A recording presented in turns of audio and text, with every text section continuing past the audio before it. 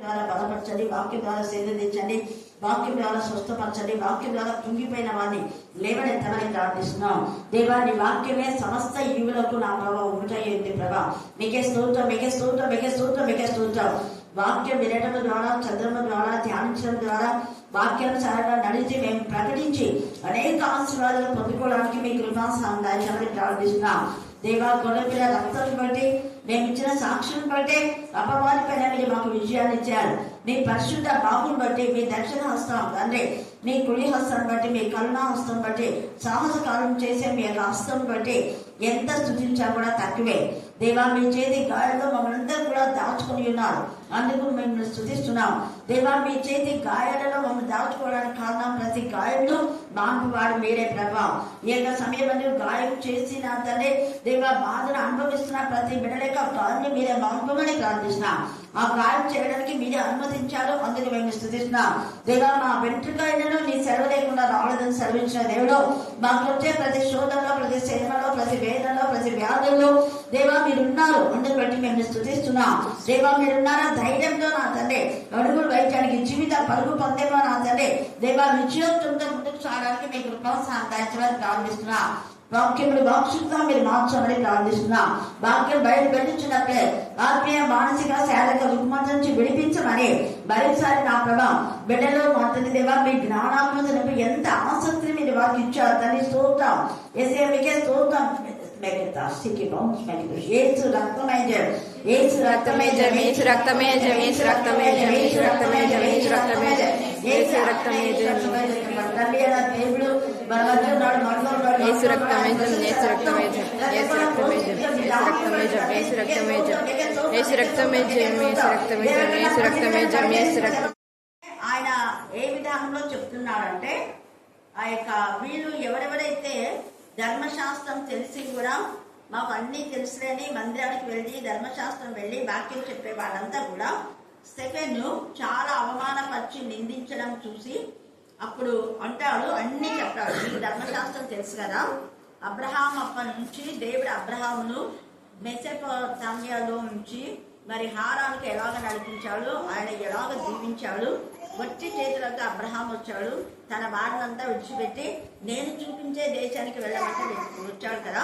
అంత విధేయతగా చూపిన అబ్రహాం, ఇస్సాకు, యాకోబుల దేవుడు తన ప్రియ కుమారుని ఈ దినముల అంతమందు నేను పంపించి మీకు ప్రతి శాపం నుంచి, ప్రతి పాపం నుంచి, ప్రతి శోధ నుంచి మీరు విడిపిస్తానని చెప్పాడు. అలాగా చెప్పినటువంటి ఆ యేసయ్యను మీరేం చేశారంటే మీరంతా కూడా ఆయన శిలువ వేసి ఆయన చంపారు.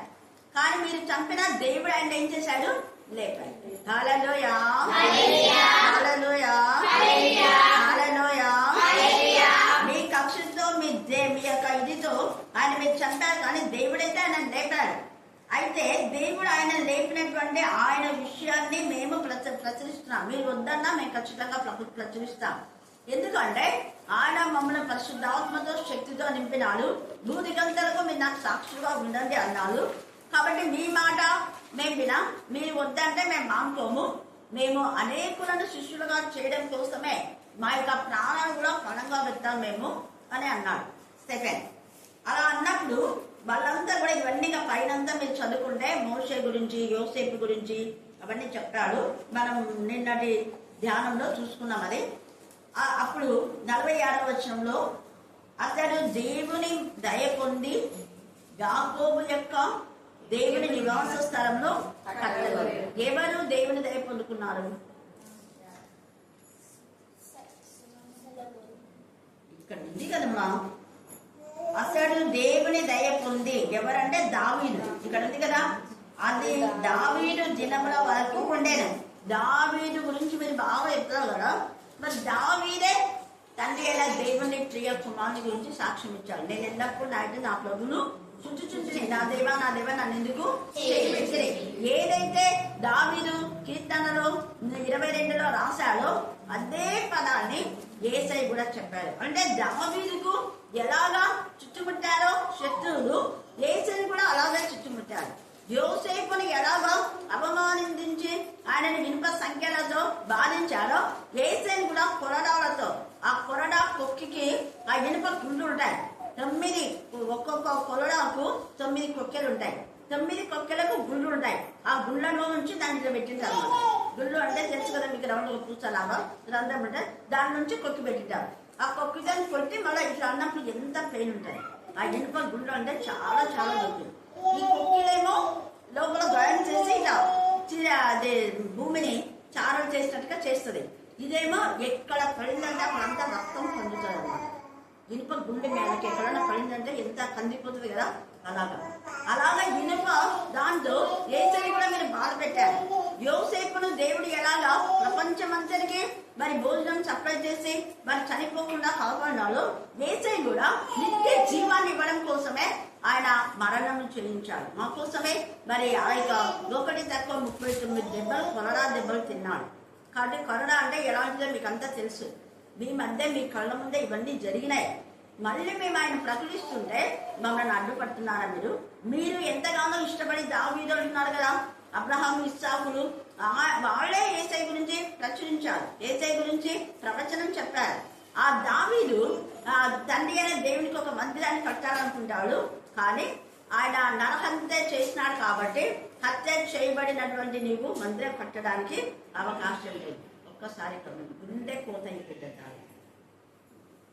అసలు దేవుని మందిరం కట్టడానికే నరహంతకులు దేవుడు అలౌ చేయనప్పుడు మరి నరహంతకులు మందిరంలోకి వచ్చి ప్రార్థన చేయొచ్చా? చెప్పండి, వాక్యం చెప్పవచ్చా, పాటలు పాడొచ్చా? ఖచ్చితంగా అపవాది వాళ్ళ గురించి అనుకుంటారు. వాళ్ళంతా మందిరానికి పోతున్నారని వాళ్ళ అపవాది యొక్క అనుచరులు ఉంటారు కదా, వాళ్ళు ఏం మందిరానికి పోతున్నారు, వాళ్ళు దేవుని దగ్గరికి పోతారంటే వాళ్ళు దేవుని దగ్గరికి పోరు. కొంతకాలమే మళ్ళా వస్తారు. వాళ్ళు ఎప్పుడు మన గ్రూప్లో ఉండే వాళ్ళే. కాకపోతే అక్కడ కొంతకాలం పోయి వాళ్ళ వేషాలన్నీ చూపించుకుంటారు. వాళ్ళ డ్రెస్సులు, వాళ్ళ సంగీత వాద్యాలు ఎన్ని ఉన్నాయి, ఏ విధానంలోనే వాళ్ళ పొగడ్త కోసం వాళ్ళకి పోతున్నారు. కానీ ఎప్పటికైనా వచ్చేది మన దగ్గరికైనా అపవాదం చెప్తాను. సంతోషంతో వీళ్ళ అపవాది అనుచరులంతా అయ్యో వాళ్ళు దేవుని మందిరానికి వెళ్ళిపోతున్నారు, మన యొక్క అధీనంలో ఉండే వాళ్ళు అలా పోతున్నాడు, ఏం పర్వాలే, పోని పోని పోని వాళ్ళు మన దగ్గరికి వస్తారు. అది వాళ్ళు పర్మనెంట్ కాదు, వాళ్ళు పర్మనెంట్ ప్లేస్ నరకమే. ఎందుకంటే వాళ్ళు నరహంతకులని మనకు తెలుసు కదా, వాళ్ళ అబద్ధికులని తెలుసు కదా, వాళ్ళు మోసగాలని తెలుసు కదా, వాళ్ళ దేవుడికి విరోధులని తెలుసు కదా. మరి దావీదు పశ్చాత్తాపన్నాడు, వాళ్ళు పశ్చాత్తాపన్నాడు. దావీదు పశ్చాత్తాపన్నాడు కాబట్టి దావీదు సింహాసనంలో నేను స్థిరపరుస్తా ఉన్నాను. కానీ మందిరం కట్టడానికి వాళ్ళ కొడుకు ఆయన యొక్క ఆశ ఫుల్ఫిల్ చేయడానికి, అంటే నా యొక్క ఆశ నా కుమారుడైన యేసయ్య ఎలా ఫుల్ఫిల్ చేశాడో, తండ్రి యొక్క అభిష్టం, తండ్రి చిత్తాన్ని కుమారుడైన యేసయ్య నెరవేర్చాడు. ఎలాగా తండ్రి చిత్తాన్ని కుమారుడైన యేసయ్య నెరవేర్చాడో అలాగే తండ్రి యొక్క ఉద్దేశాన్ని ఆయన కుమారుడైన సొలొమోను ద్వారా నేను కూడా ఫుల్ఫిల్ చేస్తున్నా. నేను కట్టమని అనలేదు, వాళ్ళకి ఎందుకో ప్రేరేపణ వచ్చింది, సరే కట్టండి. అయితే దేవుడు అన్నాడు కదా, మీరు కట్టారా అన్నాడు. ఎందుకు అన్నాడు అంటే ఆయనకు ఆకాశం ఆయనకి ఏంటంట నా సింహాసనం. యేసయ్య యొక్క లేదా దేవుడి యొక్క సింహాసనం అయితే చెప్పండి, అందరు చెప్పాలి, మళ్ళీ చెప్పాలి. ఆకాశం కొలతలు ఎవరైనా చెప్పగలరా? ఆకాశం హద్దులు ఉన్నాయా? లేవు. ఎల్లలు లేవు ఆకాశానికి, భూమికి ఎల్లలు ఉన్నాయి.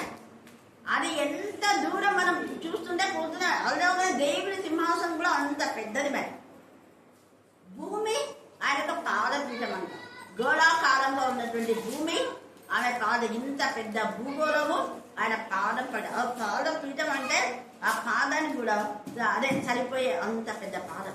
అంటే ఈ భూగోళం ఎంత ఉందో అంత తండ్రి అయిన దేవుని పాదం ఉందంటే ఆయన హస్తం కూడా అంతే ఉంటుంది. హల్లెలూయా, హల్లెలూయా, హల్లెలూయా, హల్లెలూయా. అందుకని ఆకాశము ఆయన యొక్క సింహాసనం. సింహాసనం కింద ఏముంది? బాగా నా కాన్సెప్ట్ అర్థం చేసుకోండి. నేను భూమి పాదపీఠం అన్నా, సింహాసనం కింద ఏముంది? ఆకాశం ఆయన సింహాసనం. సింహాసనం ఎన్నిసార్లు విన్నారు, మర్చిపోతున్నారు. ఇంకా సింహాసనం కింద ప్రకటన 6వ అధ్యాయం చదవండి. 6వ అధ్యాయంలో ఆయన సింహాసనం కింద ఏముంది? బలిపీఠం ఉంది. 6వ అధ్యాయం 9 నుంచి 11 చదవండి. ఆయన ఆ.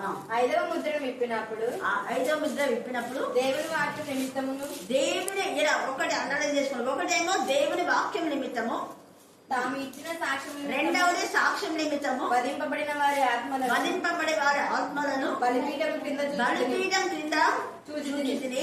వారు వారు నాదా సత్యస్వరూపి సత్యస్వరూపి పరిశుద్ధుడా ఎందాక తీర్పు తీర్చకయు మా రక్తము నిమిత్తము మా రక్తం నిమిత్తం భూనివాసులకు ప్రతిదండన చేయకయు భూనివాసులకు ప్రతిదండన చేయకయు ముందువని బిగ్గరగా బిగ్గరగా కేకలేస్తున్నాడు. అంటే ఆయన యొక్క బలిపీఠము, ఆయన సింహాసనం ఆకాశం అయితే ఆకాశం సింహాసనం కింద బలిపీఠం అంటే ఆకాశం ఎంత పొడి ఉంటుందో అంతుంది బలిపీఠం. అంటే హతసాక్షులందరూ అక్కడ ఉన్నారు. మనం చదివేటప్పుడు బలిపీఠం ఎంత ఉంటుంది, అంతలో ఎంతమంది హతసాక్షులు పడతారమ్మని మనం అనుకుంటాం. ఆత్మకు ఎంత అనేది పరిమాణం చెప్పాలి. అది చిన్న నర్సుగా కూడా ఉండొచ్చు. కానీ ఆ బలిపీఠం కింద మనం చూస్తుంటే ఆకాశం ఎంతైనా దానికి అడ్డు లేదు కానీ పోతూనే అంటే అట్లనే బలిపీఠం కూడా అలాగే. ఆ బలిపీఠం కింద ఎప్పటి నుంచి అంటే ఆది కాండం నుంచి ప్రకటన వరకు హతులైన సాక్షులు ఉన్నారు. ఎవరు వాళ్ళు చెప్పండి. నేనేం చెప్తున్నా కాన్సెప్ట్ బాగా వినండి. ఆది కాండం నుంచి ప్రకటన వరకు హతులైన సాక్షులు ఉన్నారు. స్టెఫెన్ వెరీ గుడ్, 7 కూడా ఉన్నాడు. ఇంకా ఆది కాండం నుంచి అంటున్నా పేతుడు ఉన్నాడు, యోహాను చూస్తున్నాడు కానీ అతను కూడా ఉంటాడు. ఇంకా ఇంకా చెప్పండి త్వరగా. ఆది కాండం నుంచి అన్నాను. ఆది కాండంలో ఎవరున్నారు? హేబేలు రక్తం మర్చిపోకూడదు. హేబేలు రక్తము తర్వాత ఇంకా నేను ఒకటి హేబేలు చెప్పిన హత సాక్షులు అని చెప్తున్నా కదా. దేవుని వాక్యం నిమిత్తం తర్వాత హతసాక్షులైన వాళ్ళ ఆత్మలు అక్కడ ఉన్నాయి. శిరఛేదనం చేయబడిన వాళ్ళు లేదా చంపబడిన వాళ్ళు. ఇంకెవరు చెప్పాలి? నాబోతు రక్తం. Thank God. ఇంకా చెప్పండి త్వరగా, మీ నుంచే రావాలా. మీరంతా మీకు మంచి నాలెడ్జ్ దేవుడు ఇచ్చినాడు. నేను చెప్పడం కాదు, వేరే స్పీకర్స్ వచ్చి చెప్పినారు. త్వరగా కొంచెం ఆలోచించాలి. ఆది కాండం నుంచి అంటున్నాడు. ఆది కాండం నుంచి ఎంతమంది దేవుడు నిధించినటువంటి వాళ్ళు ఉన్నారు. దేవుడి వాక్యం నిమిత్తం అన్నా కదా, వాక్యం నిమిత్తము తర్వాత సాక్ష్యం నిమిత్తం. మోషే పుట్టినప్పుడు ఎంతమందిని చంపినారు కదా. ఆ పిల్లలంతా అక్కడ ఏడుస్తున్నారు. దేవా మేమేం చేసినాం? పసికందులం కదా, ఏం పాపం చేయనటువంటి మమ్మలను ఆయా హేబేలైతే వాళ్ళన్న అసూయతో చంపినాడు. మరి మేమేం చేసినాం? అసూయ. ఈయన రాసున్నారు. ఇంకెవరు ఉన్నారు? హేబేలు రక్తము యేసు ప్రభు పుట్టినప్పుడు కూడా చంపిన ఆ పిల్లలు కూడా ఉన్నారు. దేని కూడా సాగుతుంది. ఇంకా 2 ఏళ్ళలో పిల్లలు అక్కడ కూడా చంపినాడు. రాహేల్ ఇచ్చింది. ఇంకెవరు ఉన్నారు? చాలా మీరు ఆలోచించుకొని రేపటికి హోంవర్క్ అని ఎంతమంది ఎక్కువ తెస్తారో చూద్దాం. వాళ్ళంతా బలిపీఠం కింద ఉండి దేవుడికి మొరపెట్టున్నా. అందుకని ఇక్కడ ఆకాశం నా సింహాసనం చెప్పడానికి కారణం అదే. ఆకాశం నా సింహాసనము, భూమి నా పాదములు. మీరు నా కొరకు ఎలాంటి మందిరం కట్టులు, నా విశ్రాంతి స్థలం ఏది, ఇవన్నీ నా హస్తకృత్యములు కావా అని ప్రభువు చెప్పుచున్నాడు. కాబట్టి ఆయన మనుషులు కట్టినటువంటి హస్తకృత్యాలు ఆయన నివాసం చేయడు అని సెకండ్ ఎందుకు వెళ్ళదో చెప్తున్నాడు. చెప్పాలి. నా నిమిత్తం కట్టిన ఉద్దేశం వెళ్ళి ఏ పాటిదే హస్తకృత్యంలో ఆడడంలో ఆయన నివాసం చేయడని వీళ్లతో ఎందుకు చెప్తున్నాడు. సెకండ్ మందిరం గురించి ఏసయ్య 3 రోజులు చెప్పి 3 రోజులు కడతామన్నాడు కదా. అదొకటి. వీళ్ళు ఏం చెప్తున్నాడు? మందిరాల్లో వాక్యం చెప్పకూడదు, మందిరాల్లో వాక్యం చెప్పకూడదు. అంటే మందిరాల్లోనే ఆ దేవుడు ఉండేది. ఆత్మతో సత్యంతో ఎక్కడ ఆరాధిస్తారో అక్కడ ఉంటారని యోహానులో రాయబడి ఉంది అని సెకండ్ చెప్పింది. అందుకే ఎక్కడ పడితే అక్కడ చెప్తున్నారు. మేము మందిరంలోకి రాలేదు కదా, కానీ మేము ఎక్కడ చెప్పినా కూడా మమ్మల్ని అడ్డుకుంటున్నారా మీరు? మేము ఎక్కడుంటే అక్కడ దేవుడి సింహాసనం ఉంది, దేవుడి యొక్క సన్నిధి ఉంది అన్న ఉద్దేశంతో మీరు మందిరాన్ని చూసుకొని మీరు గర్విస్తున్నారు. ఇది మా మందిరం, ఇంత పెద్ద మందిరం, మీరేంటి ఇళ్ళ దగ్గరికి పోయి చెప్తుంటారు, మీరేంటి వీధిలో చెప్తున్నారు, చెట్ల కింద చెప్తారు, నదీ తీరం చెప్తారు, మీరు ఎక్కడ పడితే అక్కడ వాక్యం చెప్పుకుంటుంటారు. మీరు ఇదేం మీకే క్రమం లేదా అని అంటారు. అందుకనే మాట చెప్తున్నాను. తర్వాత అప్పుడు ఏమంటున్నాడు మళ్ళీ 51 ముష్కరులారా హృదయములను చెవులను చూడండి. ఒకటేమో ముష్కరులారా, ఈ రోజు చెప్పింది ఒకే చెప్పను. ఒక హెచ్ఎం తన మీకు బాగా తెలిసిన వాళ్ళు పేరు చెప్పాం 40 years తన వెడ్డింగ్ డే రోజు 5కో ఏమో చేసింది. నేను 3కు ఒక మెసేజ్ మామూలుగా పంపించిన కొంతమందికి. వాక్యం పంపించేసరికి తను చేసి వెడ్డింగ్ డేగా ఫినిష్ చేయండి, 40 సంవత్సరాలు ఎట్లా ఏగినానో ఏమైనదో. ఆ ప్రిన్సిపల్ మళ్ళీ వాళ్ళ హస్బెండ్ ప్రిన్సిపల్ నీకేమైనా ఏర్పాటు చేసుకున్నాడా దేవుడు, నీకేమైనా పిలుపుందా, నువ్వు హెచ్ఎం అనే చేయాలి, పోయి వాక్యం చెప్తావా నువ్వు, వాక్యం ఈరోజు వాక్యం ఉంది నాకు చెప్పొస్తాను నిన్న అంటే నిన్న ఆమె వాక్యం చెప్పింది మంచిగా చెప్పినారని అందరు మంచిగా అప్రిషియేట్ చేసి చూడక ఇంత ఇదిగా నేను వాక్యం చెప్తే అందరు సంతోషపడితే మా ఆయన చూస్తేనేమో ఇలా మాట్లాడుతున్నాడు, నాకు ఇచ్చిన అంశం హృదయాన్ని గురించి ఇచ్చినాడు, ఈయన ముష్కులు రాల్టి ఈ హృదయం అని కూడా చెప్పినా నేను. ఇనప హృదయాలు ఉంటాయి కొన్ని, ముకుందం లాంటి హృదయాలు మళ్ళీ నేను పెట్టినంటే నిండు హృదయానికే ముకుందం లాంటి హృదయం అంటారమ్మా, ముష్కరమైనటువంటి హృదయాలు కూడా అంటారు. రాయి హృదయం అని చెప్పినాను నేను. అక్కడ కొంతమంది రాయిలా ఉంటారు, వాళ్ళు ప్రార్థన పంపించారు, రాదు వచ్చే వాళ్ళని రానివ్వరు అని నేను చెప్పాను. నేను ఎప్పుడు మార్పు వస్తుందో ఏమో కొడుకు డాక్టర్ అంటే ఇంకా నేను ప్రేర్ చేసి నాన్నకు బాగా తెలుసు, నాకు 10 ఏళ్ళ పిల్లలు కదా, తర్వాత మా పిల్లలు అయినారు, అందుకే నాన్న ఎక్కువ గౌరవిస్తారు. నాన్న తప్ప వాళ్ళ ఇంటికి ఎవరు పోవాలంటే నేను నాన్న చనిపోయిన తర్వాత నేను పోతున్నాను, ఇంకా ఇబ్బంది అనియరన్న. అట్లాంటి వాళ్ళు ఉన్నారు కాబట్టే ఇక్కడ అంటున్నారు. అంటే వీళ్ళంతా ఇప్పుడు ముష్కులే అవునా కదా, అడిగినటువంటి పెద్దలు యాజకులు వీళ్ళంతా కూడా వాక్యం తెలిసి మళ్ళా కఠిన మనస్కులు ముష్కులు రాలా హృదయంలో చెవులను దేవుని వాక్యం లోపరచడం వల్ల దేవుని వాక్యం వింటున్నారు చెప్తున్నారు, కానీ వాక్యానుసారంగా మీరు నడవటం లేదు, లోబడే జీవితం మీకు లేదు. మరి అంతగా సంఘ పెద్ద అందరిపై తగ్గించుకుంటే ఎవరికి తగ్గించుకోలేదు. నేనన్నా వాళ్ళు తగ్గించుకోరు, దేవుని కూడా రామన్నా సరిపోయింది కదా. హల్లెలూయా హల్లెలూయా హల్లెలూయా హల్లెలూయా. ఎందుకు వాళ్ళ శ్రోగలంటే ఆదివారం వచ్చి ఇంకా వాక్యం ఇంకోలో బుధవారం, ఎందుకంటే బుధవారం వాళ్ళ తప్పులు నేను బయట పెడతాను ఇంకా అదొకటి. మళ్ళీ వస్తే మళ్ళీ ఈ స్త్రీలు కాకుండా వేరే వాళ్ళని ఎన్నుకుంటారు. ఈ అన్ని ఇవంతా వద్దు, అసలు ఈ న్యూసెన్స్ వద్దు. మేము ప్రశాంతంగా చెప్పుకుంటున్నాం, మాకు కరుణాపీఠం మంచిగా ఉంది అంటే అవలేక. హల్లెలూయా హల్లెలూయా హల్లెలూయా. మళ్ళీ ఇంత పెద్దగా సౌండ్ పెట్టినారే మళ్ళీ ఒకటి అంటే వాళ్ళు వినపడుతుంటాయి. ఏది వద్దనుకున్నామో అదే జరుగుతుంది. వాక్యం విని నా గుండె ఇదైపోతున్నాయి, మళ్ళీ అవే చెప్తున్నారు. ఒక్క రోజులే ఎట్లనో ఇద్దాము అనుకుంటే ఇప్పుడు మళ్ళీ రోజు ఇలా అంటుంది. అందుకని ముష్కులు రారా హృదయంలోనే చెవులను దేవుడి వాక్యంకి ఏం చేయకున్నారు, నేను చెప్పేది అదే, లోపడండి దేవుడి వాక్యానికి. నా మాట కాదు, అది దేవుడి మాట. ఇలా దేవుడి మాట స్టెఫెన్ చెప్తున్నాడు. స్టెఫెన్ యొక్క సొంత ఆలోచన కాదు. ఎందుకు అంటే ఆది కాండంలోనే దేవుడు చెప్పేశాడు.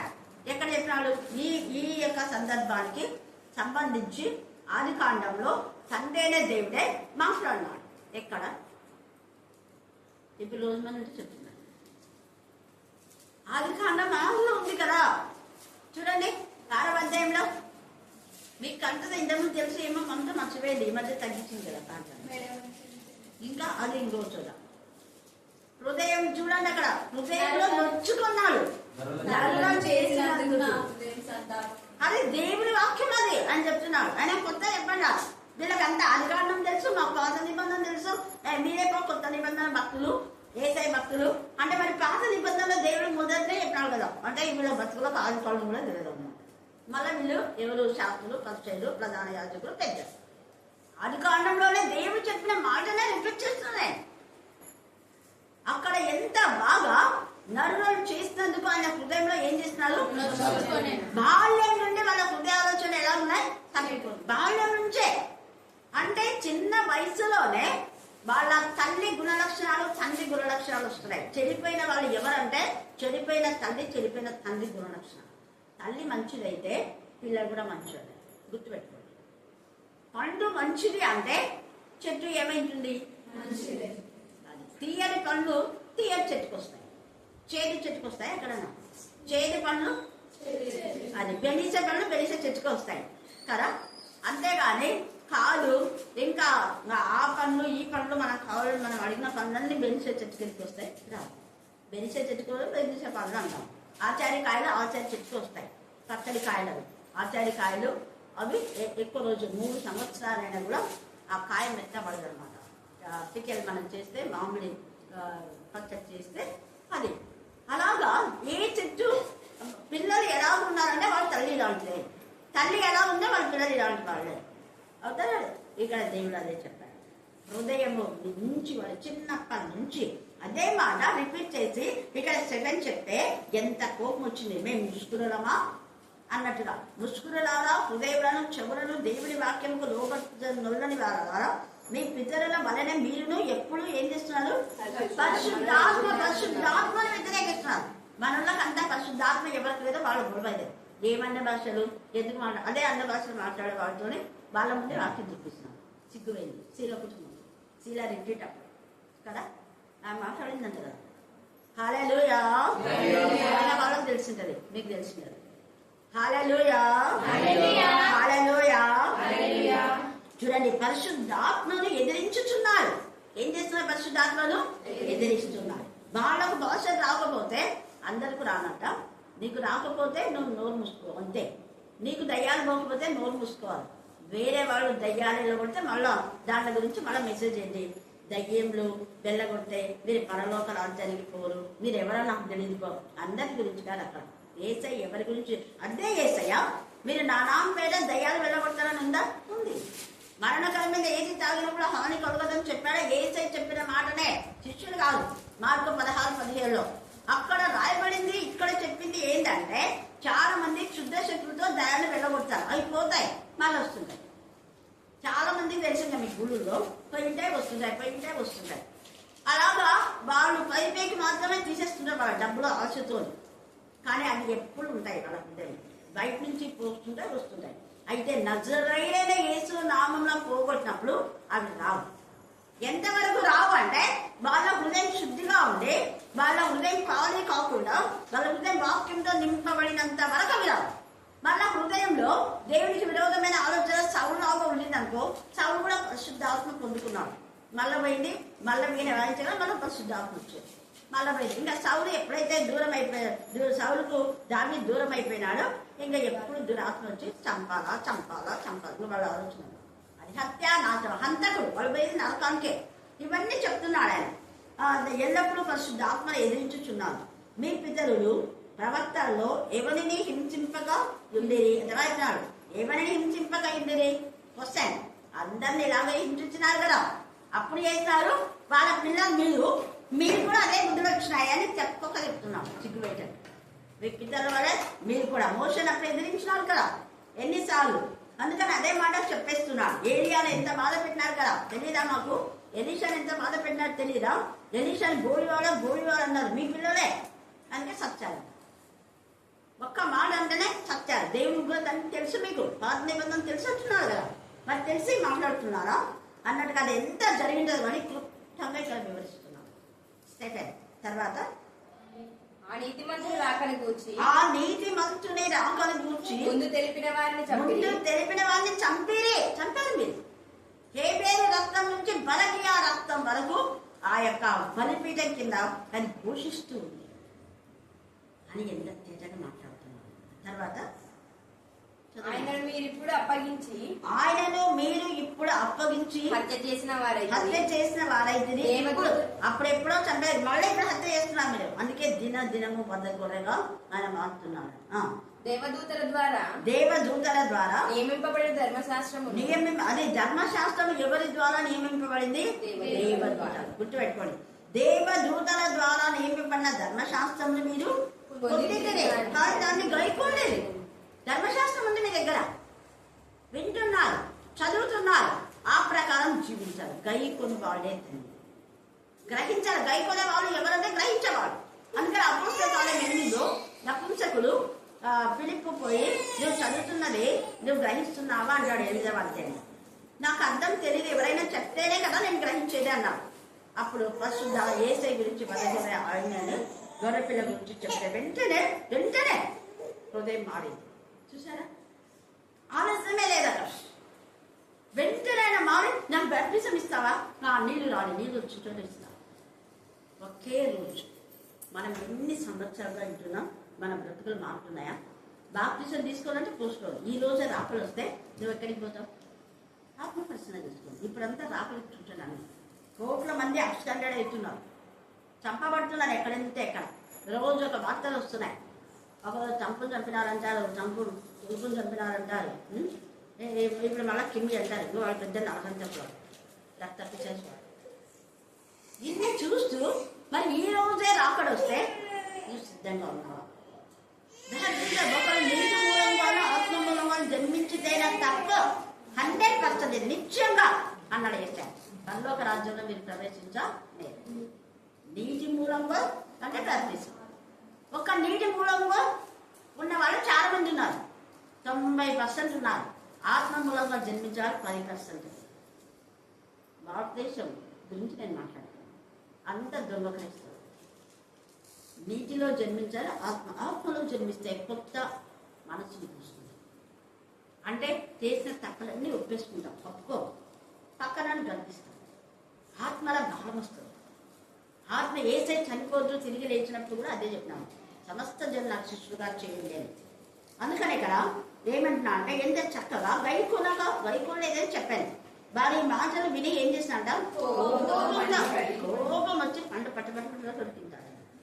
కోపంతో మండిపడి అతని చూసి నేను క్యాన్సర్ చెప్తున్నాను, ఇదంతా చదవడం కింద కన్ను ఉలికినారంట.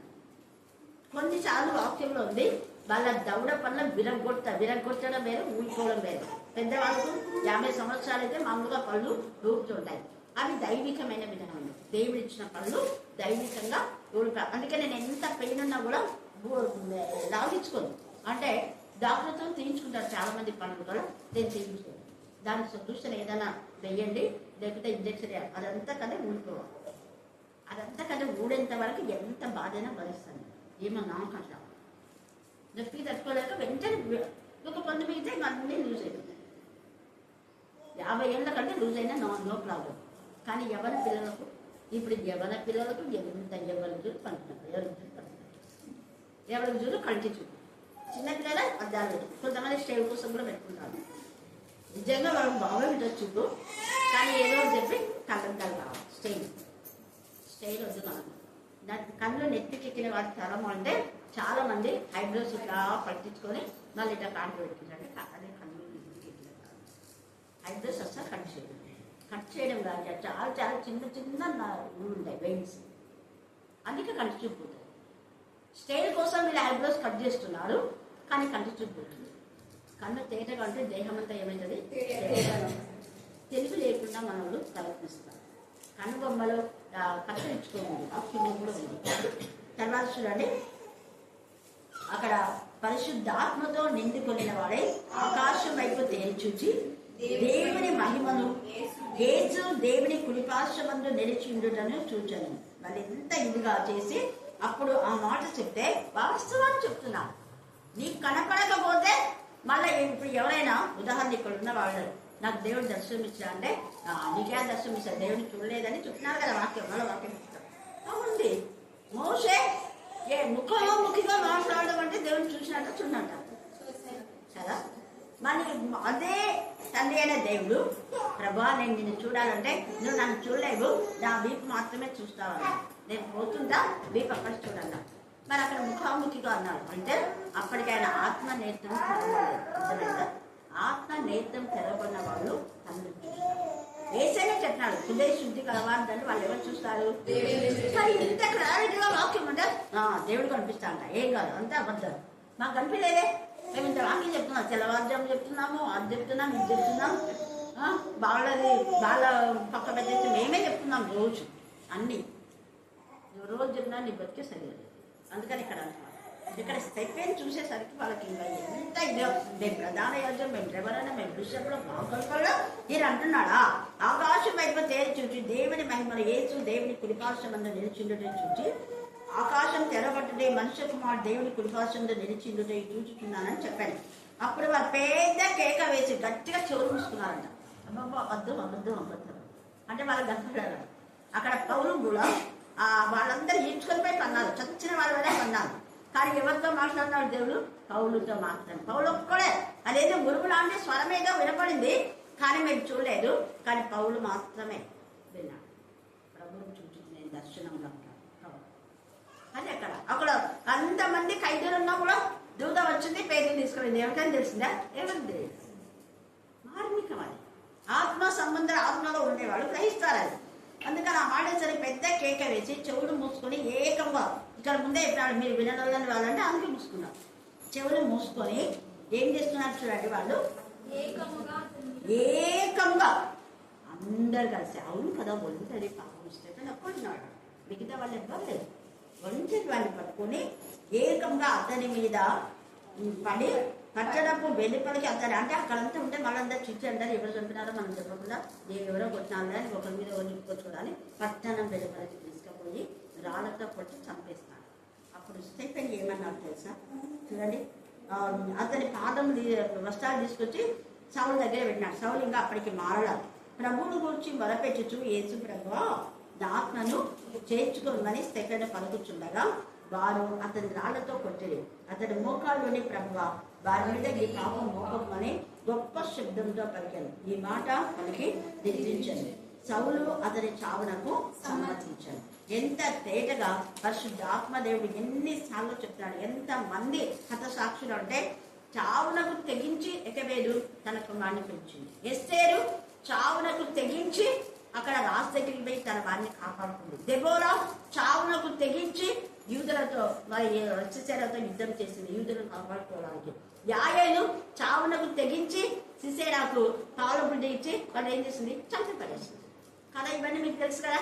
అది చూడండి, చావునకు తెగించి స్త్రీలు ఎంత ఇదిగా దేవుని కనపరుస్తున్నారు. ఒక విధానంలో వాళ్ళు కూడా హతసాక్షులు కావాల్సిందే.